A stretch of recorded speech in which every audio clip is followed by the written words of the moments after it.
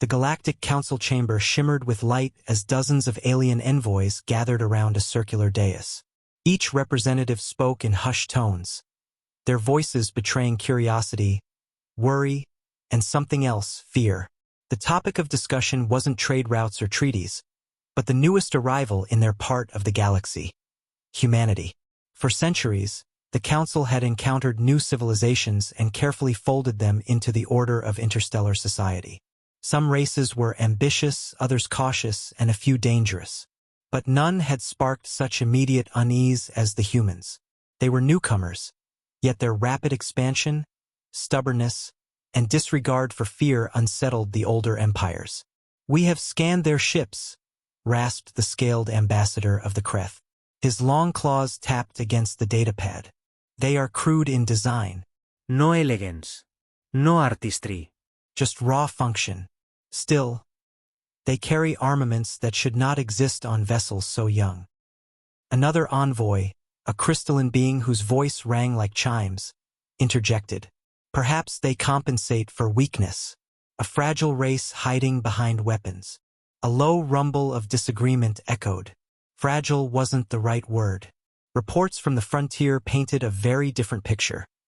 Humans enduring toxic atmospheres, adapting to barren worlds, and even colonizing planets other species had deemed uninhabitable. "They are reckless," said a third, a feathered delegate whose crest bristled with agitation. "In every simulation we have run, their decisions defy logic. Instead of retreating when outnumbered, they advance. Instead of seeking safe colonies, they choose harsh, punishing worlds. They fight wars not only against enemies but against the environment itself, and somehow they survive." Murmurs spread across the chamber. Survival was one thing. Thriving where others would wither was another entirely. At last, the presiding chancellor, an ancient being whose species had seen 1,000 star cycles, raised a hand. Silence fell. "Speculation will get us nowhere. We have the opportunity to examine their strength directly. A fleet patrol has reported contact with a human battleship. Its scans are being transmitted now." The chamber darkened as a holographic projection appeared above the dais. The image of a massive vessel spun slowly in the air. At first glance, the ship was nothing remarkable. Blocky, utilitarian, its lines lacking the sleek curves of most Council warships. But then the data scrolled across the display. Layers of reinforced plating, redundant shielding arrays, reactors powerful enough to light a dozen colonies, and weapon systems stacked in obscene numbers. Several envoys gasped. One even recoiled as if burned. "This cannot be accurate," the crystalline delegate whispered. "No species builds a warship like this." But the data didn't lie. The human battleship was less a vessel and more a moving fortress. Redundancy upon redundancy, as if its builders assumed the ship would be battered, burned, and broken, and still needed to fight. "Monstrous," hissed the Kreth ambassador. "No sane mind would design such excess." The chancellor's gaze lingered on the hologram. "Or perhaps," he said slowly, "we are looking at sanity of a different kind. The sanity of those who expect war as a constant, not an exception." The longer the holographic scan flickered above them, the heavier the silence grew. The human ship turned slowly in the projection, its armored hull scarred in places yet intact, like a veteran covered in battle wounds but still standing tall. Ambassador Vela, the feathered envoy who had spoken earlier, leaned forward. "Look at the thickness of the plating. Triple-layered composites, reinforced with alloys we rarely use because of the cost. Why waste such resources on a single vessel?" "Because," murmured another delegate, "they don't think of it as waste. To them, the ship itself is not just a tool, it is survival. They design as though every encounter will be a fight to the death." That thought disturbed many in the room. Most Council races saw war as something controlled, contained by treaties and rules of engagement. Ships were sleek, fast, optimized for deterrence more than destruction. But humans seemed to build for chaos itself. Then the weapons data appeared. Banks of railguns, missile pods, point defense cannons, beam arrays, more weapons than most fleets carried in total, all packed onto a single ship. The numbers were absurd, bordering on grotesque. "This is insanity," one envoy whispered. "Even if half were fired at once, the recoil would cripple the vessel." But the scan showed stabilization systems layered throughout its spine, compensators built redundantly to keep the ship steady no matter how much firepower it unleashed. "It's a war machine," Vela said grimly. "Not a ship, but a declaration. We are ready to burn the stars if needed." The crystalline delegate's voice trembled like shattered glass. No rational species would prepare for battle with such desperation.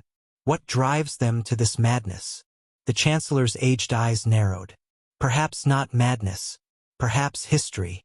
The thought rippled through the council. Humanity's history was barely known beyond fragments. Skirmishes, colonies spreading too quickly, conflicts among themselves. But the patterns were undeniable. Humans didn't build peace by avoiding struggle. They built it by enduring it. As if to confirm this, more data streamed in from the scan. Internal schematics revealed redundant medical bays, barracks lined with emergency pods, and food supplies stockpiled as though the crew expected to be cut off for months or years at a time. "They build as though no one will save them," another envoy muttered. "And that," the Chancellor said softly, "may be their greatest strength." Uneasy murmurs rippled again.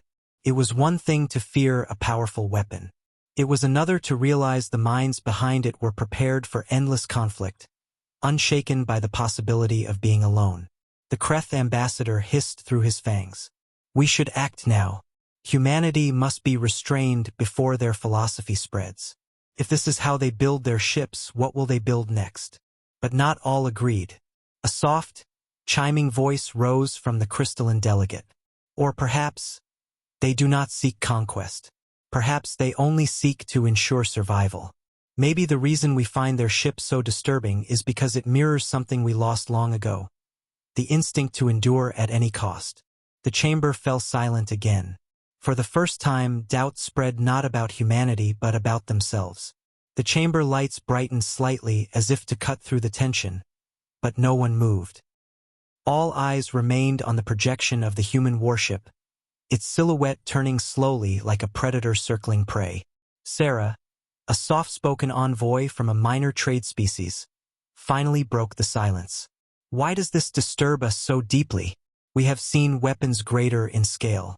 The Zurans built planet crackers. The Veari once wielded black hole generators. Yet this single ship unsettles us more than any of those terrors. Why?"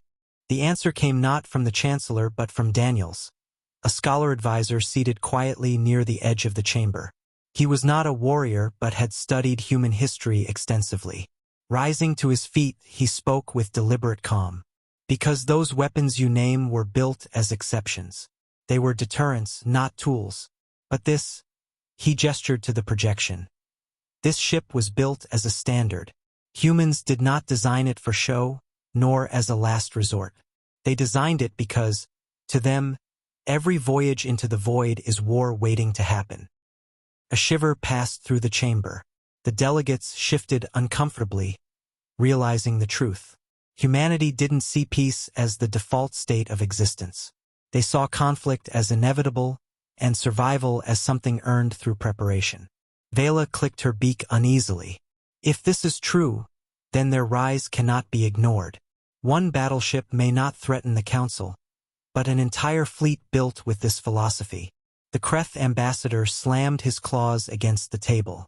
"Then we must crush them now before they spread." But Daniels shook his head. "And what lesson would that teach? If you strike them, they will not fold. They will not retreat. They will only adapt as they always have. The reason you fear this ship is not its size or its weapons. It is the species behind it. A people who refuse to be broken." His words lingered, and slowly the others understood. The humans had survived their own wars, their own self-inflicted wounds, and the brutal environments of countless worlds. They didn't win by being the strongest. They won by never giving up. The Chancellor leaned back, his ancient eyes weary but thoughtful. "We must decide. Then, will humanity be treated as a threat, or as a reminder?" A crystalline envoy whispered. "A reminder of what?" The Chancellor's gaze swept across the room. That the universe is not gentle. That survival belongs to those who refuse surrender. Perhaps we grew comfortable building ships for display rather than endurance.